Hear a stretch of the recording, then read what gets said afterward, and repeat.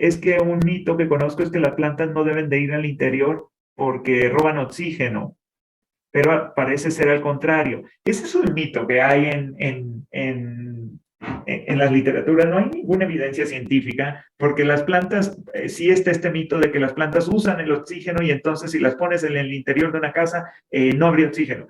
Pero las plantas usan CO2, no usan oxígeno. Las plantas producen oxígeno, ¿sí? Entonces, pues no hay ninguna evidencia que diga, es más una cuestión tal vez estética y las plantas lo que van a hacer es utilizar el CO2 y pues las plantas son las productoras de oxígeno, ¿sí?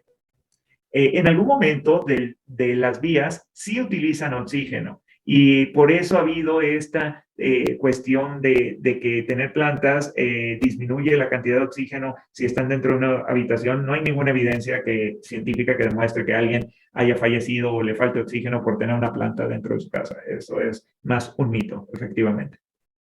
Sí. Ok, entonces vamos a revisar un nuevo tema. Ya casi, como les decía, estamos en la parte final de nuestro curso y nosotros ya hablamos del contenido de la célula. Prácticamente ya vimos todos los organelos de la célula. Pero dentro de esos organelos de la célula nos falta uno que no se ve al microscopio. Y por eso este organelo pues, ha sido un organelo que se deja al final siempre de los cursos, porque no lo vemos en el microscopio. Este organelo como tal está dentro de la célula, pero a diferencia de pensar en el núcleo, en el retículo, en el aparato de Golgi, en las vesículas que se tienen, lisosomas, peroxisomas, las mitocondrias, los cloroplastos. Entonces, nosotros prácticamente ya hemos hablado de todos los organelos que están dentro de la célula. Pero la célula, este dibujo, no muy grato que les hice, nos daría una célula en dos dimensiones. Y la célula no está en dos dimensiones. A ver, veámonos, nosotros no estamos en dos dimensiones, estamos en tres dimensiones. Entonces, quiere decir que todos estos organelos están sostenidos adentro de la célula, porque la célula es tridimensional. Entonces, ¿quién se encarga de sostener a estos organelos? ¿A través de qué sistema estas vesículas, el propio núcleo, el aparato de Golgi, el retículo se mueven dentro de la célula? No están fijos como una fotografía. Entonces, resulta que dentro de la célula hay algo que le da una estructura como un esqueleto. A eso, por eso se le llamó el esqueleto de la célula. Pero ¿cuál es el problema? Que si nosotros vemos al microscopio, ese esqueleto no se ve a menos que hagamos una tinción como esta. Aquí todo esto que ustedes observan como si fuera una telaraña que está un poco entrecruzada, todo esto es el citoesqueleto de la célula. En este citoesqueleto es donde vamos a encontrar los organelos. Entonces el citoesqueleto es lo que sostiene a los organelos. Es más, las vesículas que se mueven del retículo al aparato de Golgi o al revés necesitan una carretera para moverse. ¿Quién es esta carretera? El citoesqueleto. Entonces el citoesqueleto es lo que soporta la estructura de la célula, pero además le sirve para moverse a través de él. Entonces, el citoesqueleto, antes se pensaba, ojo con eso, antes se pensaba que solo las células eucariotas tenían citoesqueleto. No, vamos a ver que las células procariotas también tienen citoesqueleto. Vamos a discutir un poquito por qué se creía que no había citoesqueleto en las procariotas, pero si no hubiera citoesqueleto, pues no tendrían tres dimensiones. ¿Para qué sirve este citoesqueleto? Le da estructura tridimensional y de movimiento a la célula. El citoesqueleto es clave, por ejemplo, una célula muscular se contrae y se relaja y a veces hay una ruptura. Por ejemplo, alguien puede tener una ruptura de ligamentos o una ruptura en el músculo. ¿Qué pasó? Esto que mantenía a las células unidas se rompió, no el citoesqueleto, pero sí lo que las mantenía unidas, y el citoesqueleto ayuda a que las células entre ellas se mantengan unidas. Entonces el citoesqueleto sirve para darle movimiento a las células. El citoesqueleto está compuesto principalmente, vamos a ver, de fibras de distintos tipos. Una se les llama microfilamentos, microtúbulos y filamentos intermedios. Estas son las fibras principales que componen al citoesqueleto. Entonces, el citoesqueleto, si nosotros ahora vemos a la célula no en dos dimensiones, sino en tres, vean, aquí está la membrana, aquí hay un retículo, el retículo endoplasmático rugoso porque tiene ribosomas, una mitocondria la podemos ver acá, pero esto ya está en tres dimensiones. ¿Por qué puede mantenerse en tres dimensiones? Aquí hay ribosomas libres porque resulta que lo mantiene, lo que le da esa tridimensionalidad son las estructuras que forman el citoesqueleto, ¿sí? Los microfilamentos, que son estos, que vamos a ver que están compuestos de actina, los filamentos intermedios y los microtúbulos. Los microtúbulos, aquí lo pueden ver, se ilustra como un tubo, porque los microtúbulos están compuestos de proteínas que se llaman tubulina. Entonces crean, ahorita vamos a observar un túbulo. Entonces son estas estructuras, los microtúbulos, los microfilamentos y los filamentos intermedios, lo que sostiene el contenido en la célula. Esto le sirve no para fijar a los organelos, sino para darle esta estructura tridimensional y es a través de ellas como la mitocondria puede moverse. Es como si fuera una autopista. A través del citoesqueleto es donde se pueden mover todos los organelos del interior de la célula. Entonces, sí, adelante. En la diapositiva anterior ve que hay como ribosomas. Ajá. ¿Los ribosomas entonces están adheridos al citoesqueleto? Todo está unido al citoesqueleto, todo. O sea, nosotros tenemos la idea de que una célula la dibujamos así y entonces suponemos que todo está en el citoplasma como si nadara en el citoplasma. No, el citoplasma está aquí, pero en el citoplasma hay una red de proteínas que son fibras que mantienen justo a los organelos en 3 dimensiones, no aplastados, sino por eso es que nosotros somos organismos tridimensionales, porque justo aquí están los ribosomas, aquí está la mitocondria, si aquí estuviera el núcleo, también estaría sobre el citoesqueleto.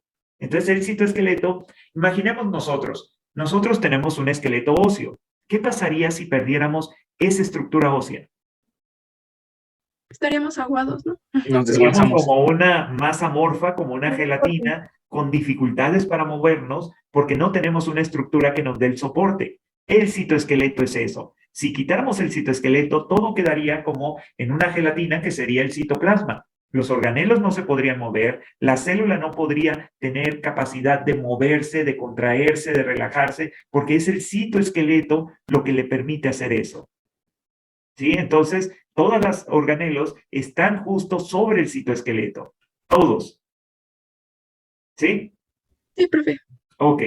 Entonces, el citoesqueleto, ¿cuál es una de sus funciones? Es como si fuera una autopista sobre el cual se pueden mover los organelos. Ojo, los cromosomas. Cuando veamos división celular, esta es una célula en mitosis, y entonces los cromosomas se van a alinear aquí en el ecuador, ¿sí? Y aquí están los cromosomas alineados en el ecuador para una célula que esté en mitosis. ¿Y quién creen que mantiene a través de unas estructuras que vamos a ver la clase que sigue, pero quién creen que mantiene a los cromosomas justos alineados en el ecuador? ¿Quiénes? ¿Los microtúbulos? Los microtúbulos que forman parte de ¿qué? ¿Del qué? Citoesqueleto. Sí, del citoesqueleto, pero en la división celular a eso se le llama el uso mitótico, que vamos a ver la siguiente clase, pero es el citoesqueleto. Los microtúbulos son los que se encargan de acomodar a los cromosomas, moverlos hacia los extremos. Entonces vean cómo el citoesqueleto es bien importante porque en la división celular, si no fuera por los microtúbulos, la célula podría repartir cromosomas de manera no proporcional y tendríamos muchas aberraciones cromosómicas en un proceso donde la mayoría de las células tiende a distribuir de manera homogénea, ¿sí?, sus cromosomas cuando se va a dar una división celular. Ya hablaremos de eso con más detenimiento en la siguiente clase. Entonces, el citoesqueleto sirve para que las vesículas, ¿se acuerdan? Vesículas que están recubiertas de clatrina, de COP, ¿se acuerdan de los cuatómeros, COP1, COP2? Esas vesículas decíamos, se mueven del retículo al aparato de Golgi. Sí, pero no se mueven simplemente al azar. Resulta que hay proteínas que están ahí que le van a dar orientación y que esas proteínas están acopladas al citoesqueleto. Entonces, el citoesqueleto es la autopista por donde se mueven los organelos, los cromosomas, sirve para lo que decíamos, ya lo veremos, la división celular, porque cuando la célula se va a dividir ya en la última etapa, que sería la citocinesis, cuando ya la célula se esté estrangulando para que queden 2 células divididas, vamos a ver que este último punto forma un anillo y de una proteína que es parte del citoesqueleto, que es la actina, que veremos en la siguiente clase cómo lo hace, pero vean cómo el citoesqueleto es clave para el funcionamiento de la célula. Aunque cuando hablamos de organelo uno piensa mitocondria, núcleo, el citoesqueleto es un organelo esencial, esencial, sin él la célula no existiría. Entonces, ¿dónde podemos nosotros ilustrar estas funciones que tiene el citoesqueleto? El citoesqueleto funciona como estructura de soporte, como podríamos ver en las vellosidades. Aquí hay citoesqueleto, aquí tendríamos parte de este citoesqueleto. Funciona como transporte intracelular. Aquí esto que está, vean, aquí hay una vesícula que va saliendo del aparato de Golgi, quiere ir a la membrana. O cuando se internaliza una vesícula por un proceso de endocitosis, es a través del citoesqueleto. La contractilidad y movilidad. Esta es una célula nerviosa que necesita hacer sinapsis. Entonces necesita contraerse, moverse. Entonces, esta célula nerviosa es el citoesqueleto, aquí, esto que permite que pueda hacer sinapsis con otra célula nerviosa, es posible a través del citoesqueleto. Y la organización espacial, aquí veíamos cómo los cromosomas pueden acomodarse, moverse, dependiendo de las características que tenga esta célula. Y entonces para la división celular es el citoesqueleto a través de los microtúbulos y luego vamos a cerrar estas dos células para separarlas, es como si se estrangularan en el centro, y es el citoesqueleto lo que va a permitir eso. Entonces, el citoesqueleto claramente tiene distintas funciones, pero depende de qué está constituido es cada una de sus funciones. Aquí en las vellosidades vamos a encontrar principalmente filamentos de actina. Aquí en la parte baja, ¿sí?, vamos a encontrar filamentos intermedios. Esto que es por donde se mueven las vesículas o lo que separa los cromosomas son principalmente microtúbulos. Pero vamos a dedicarle un pequeñito de tiempo a que muchas de estas vesículas, para moverse a través de los microtúbulos, necesitan proteínas motoras, proteínas que le ayuden a moverse y les den dirección a las vesículas, a organelos. No solo es el citoesqueleto, sino que unido al citoesqueleto hay proteínas que se llaman justo proteínas motoras, ya que a ellas se van a pegar las vesículas y ellas están unidas a los microtúbulos y es a través de estas proteínas cómo van a poder las vesículas moverse con una dirección determinada. Entonces, el citoesqueleto podemos definirlo como estas fibras que forman a los microfilamentos, como son la actina, los filamentos intermedios, que son proteínas fibrosas, y los microtúbulos, que son dímeros de tubulina, alfa y beta tubulina, que después van a formar un microtúbulo.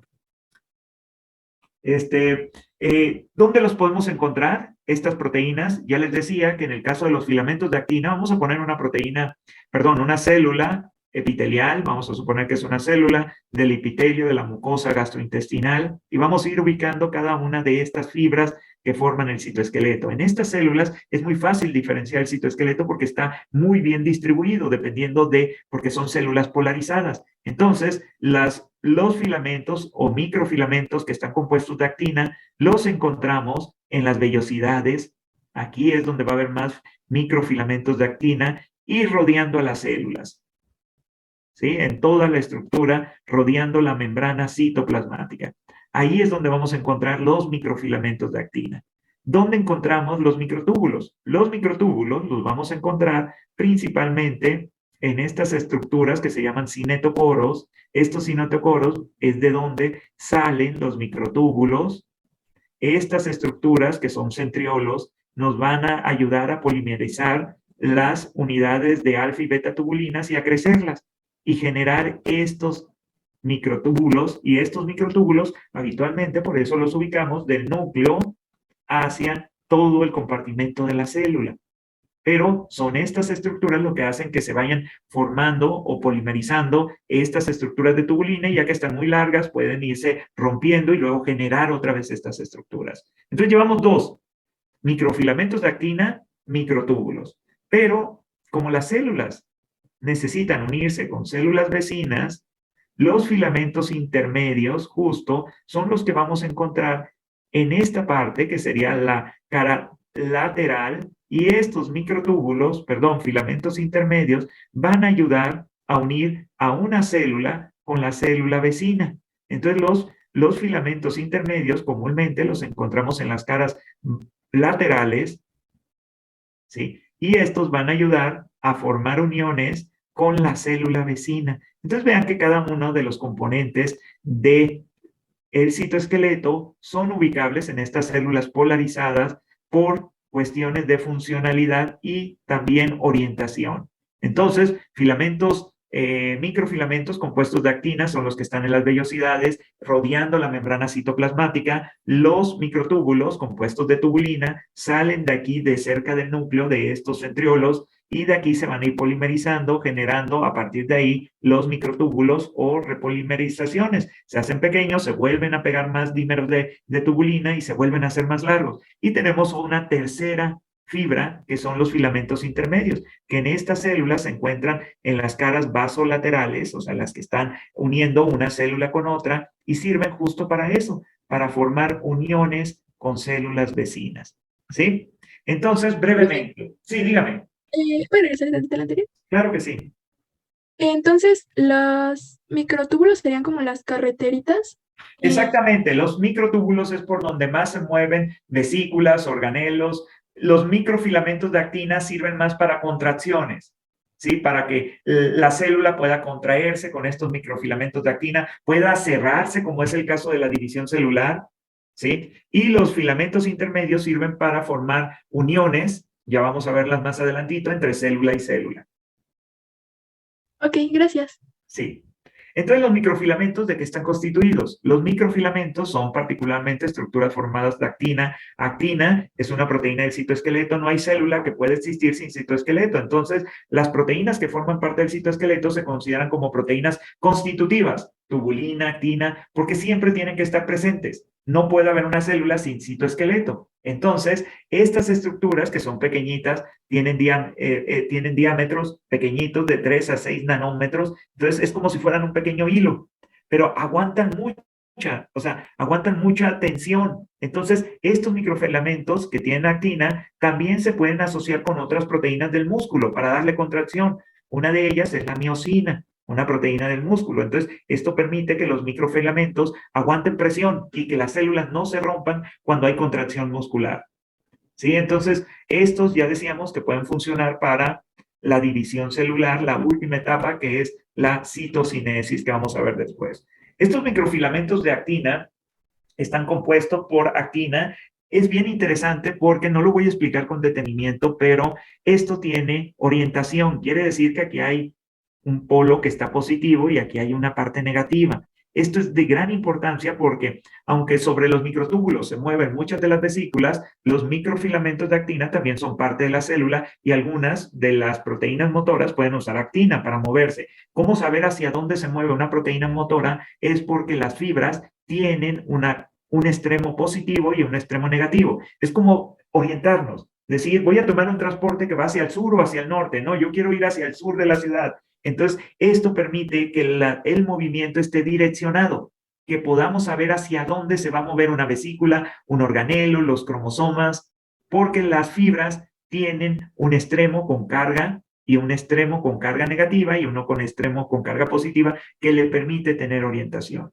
Vamos a ver brevemente cómo funcionaría en el músculo, la contracción muscular. Vean, aquí hay dos tipos de estructuras. Estos se conocen como discos zetas y es lo que ustedes pueden observar aquí es que aquí hay un microfilamento, ¿sí? Los filamentos delgaditos son los de actina y los filamentos gruesos, esto que está aquí, este que es más grueso, es de miosina. Entonces, ¿qué es lo que pasa? En este sistema, lo que tenemos es que si estas son células que son musculares, necesitan contracción. ¿Cómo se contraen? Porque utilizan el centro que es más grueso y a través de él tejen una red de microfilamentos de actina que son delgaditos. Entonces, cuando el músculo se relaja, está justo este sistema, está relajado, está extendido, pero cuando se contrae, vean cómo lo usa como si fuera un sistema para, a través de esta vía, que las fibras vuelvan a volverse más pequeñas. Entonces, estos discos permiten que los microfilamentos puedan extenderse o puedan contraerse. Dependiendo de ello, la célula de nuestros músculos, es por eso que podemos caminar, por eso podemos estirarnos sin que se rompan, porque justo estos microfilamentos de actina le permiten contracción y relajación muscular. Entonces, ¿cómo se da este sistema? Resulta que el movimiento requiere de distintas moléculas, calcio es uno de ellos. Entonces, las fibras van a ir moviéndose y van a ir tomando este movimiento para moverse a través del microfilamento de actina. Y entonces, si esto implica que nosotros necesitemos correr, el músculo tiene que empezar a relajarse, contraerse, dependiendo de cada uno de los movimientos que tengamos. Entonces, estas fibras son de gran importancia para la contracción muscular. Si no tuviéramos estas fibras, no podríamos movernos. Entonces, vean cómo dentro de la célula el citoesqueleto es clave para la contracción. Hay otras estructuras que son los filamentos intermedios. Estos filamentos intermedios tienen un grosor de 10 nanómetros, son ligeramente más grandes. También le dan una estructura para aguantar la tensión.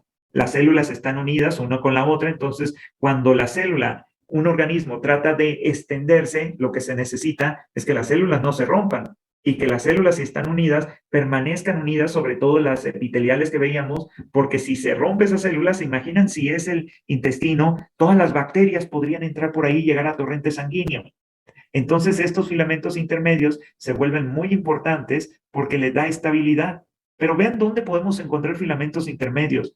Las proteínas, como la queratina, lo que contiene son justo este tipo de filamentos intermedios. Queratina forma filamentos intermedios. El cabello, por eso, es resistente. Si ustedes jalan un cabello, aguanta tensión. Obviamente, si la tensión es muy alta, se romperá. Pero estas proteínas justo lo que permiten es que cuando haya tensión, la célula no se rompa. Entonces, el citoesqueleto mantiene esta capacidad de permitir que las células sujetas a tensión puedan aguantarla sin romperse. ¿Qué más tenemos como parte del citoesqueleto? Probablemente esta es una de las estructuras más estudiadas, que son los microtúbulos, compuestos de alfa y beta tubulina. Los microtúbulos, no solo, yo les comentaba que los podemos encontrar, si esta es la célula, aquí está el núcleo, entonces están los centriolos, hay un par de centriolos, y de estos centriolos se pueden ir polimerizando para generar los microtúbulos a través de las estructuras de alfa y beta tubulina. Pero, por ejemplo, el espermatozoide, para moverse, tiene un flagelo. Ya sabemos que aquí en la cola del flagelo hay mitocondrias que le dan la energía para el movimiento, pero si cortáramos el flagelo y lo viéramos de frente, resulta que ese flagelo, para moverse, adentro de él tiene microtúbulos en una estructura que tiene 9 de estos pares de microtúbulos, 9 y 2 en el centro. Por eso se le llama 9 más 2. Entonces vean cómo los microtúbulos no solamente es para que se muevan los organelos en su interior, sino que los microtúbulos forman parte de los cilios y los flagelos. Adentro de este flagelo del espermatozoide están los microtúbulos perfectamente ordenados, si no el flagelo no se puede mover y es lo que le permite el movimiento. Entonces estos microtúbulos se pueden polimerizar y despolimerizar. ¿Cómo ocurre esto? Entonces se van formando, aquí hay alfa y beta tubulinas, se forman oligómeros, después va creciendo, pero cuando ya están muy grandes, se vuelven a romper las estructuras y vuelven a empezar. ¿Sí? Entonces se depolimerizan y se repolimerizan. Entonces siempre se están formando microtúbulos. Es un proceso dinámico de formación. Sí, adelante, Sebastián. Yo en lo de los flagelos de los espermatozoides, no sé si hay diferencia. Yo había escuchado que era 9 por 2 más 2. No sé si cambia ahorita que sea 9 más 2. Ok. Cuando pone 9 por 2 se refiere a que son 9 pares de flagelos. Y en el medio tiene 2, perdón, de microtúbulos. Y en el medio tiene 2. ¿Sí? Déjeme y me muevo un poquito y se lo muestro. Justo es esto. ¿Sí? Entonces son 1, 2, 3, 4, 5, 6, 7, 8, 9. Pero si se da cuenta, algunos autores dicen 9 por 2 porque hay 2. ¿Sí lo observa aquí? Sí. Y en el centro hay 2. Esos son microtúbulos en un corte de la cola de un espermatozoide. Pero vea qué pasa cuando el espermatozoide no tiene motilidad. Esta es una microscopía, ¿sí? Electrónica. Así es como se tendría que ver, es como la imagen, pero vea un espermatozoide que cuando se mueve, cuando se ve en un campo oscuro, no se mueve el espermatozoide, se ve al microscopio electrónico. ¿Qué pasó con los microtúbulos? ¿Qué pueden observar? ¿Se desorganizaron? Se desorganizaron porque una proteína que se llama dineína, que los mantiene organizados, está alterada y por lo tanto los microtúbulos, aunque están ahí, no están organizados. Cuando no tienen esta organización, ¿qué esperan ustedes que ocurra? El flagelo, ¿qué ya no hará? Moverse. Sí. moverse. Entonces, como no puede moverse, ese espermatozoide no puede fecundar el óvulo porque su flagelo no puede moverse. Entonces, tiene mitocondria, sí, produce energía, sí. ¿Por qué no se mueve? Porque los microtúbulos están desorganizados. ¿Sí? Entonces vean la Ok. importancia que tienen los microtúbulos. La siguiente clase vamos a terminar con citoesqueleto, ya nada más nos falta un poquito de proteínas motoras. Vamos a ver un poco de matriz extracelular, hoy subo las tareas, y vamos a ver también un poco de división celular. Algunos compañeros van a platicar justo de división celular, un poquito de apoptosis en los trabajos aparte del libro que les mandé, y eso dará al menos tiempo de discutir un poquito más sobre división celular. Necesito mucho su apoyo para que resuelvan las tareas. Acuérdense que son muy importantes porque, como se dieron cuenta, pues sí necesitamos avanzar un poquito rápido. Hoy la clase pues no fue tan participativa porque necesitaba avanzar, porque solo nos queda como clase una clase más. Y creo que los temas que nos faltan, aunque ya son pocos, son muy importantes, como es el ciclo celular. Entonces las tareas serán de matriz extracelular y ciclo celular para la siguiente clase, ¿va? Sí, profe. Ok, Sí, profe. bueno, entonces nos vemos el miércoles en nuestra última clase, al menos en este formato. Hola, profesor, una pregunta rápida. Es respecto a los finales. Sí. Para poder acceder al final, ¿solamente es si no exentamos o podemos presentarlo como para mejorar calificación? O sea, por ejemplo, No, yo saqué... el final lo puede presentar quien desee presentarlo.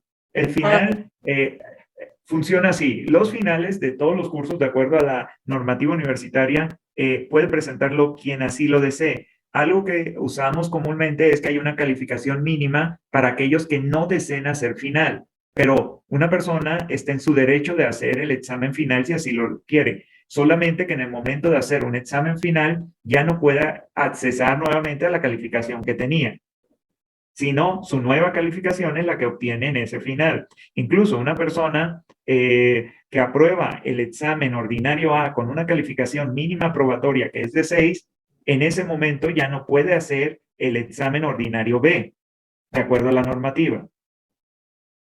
Ok. Muchas gracias, profesor. Pero por supuesto que lo puede hacer, Evelyn, si así lo quiere. Sí, Y aquellos muchas que no gracias. alcanzan una nota que los exente, pues ahí la única manera de aprobar el curso es haciendo el examen final.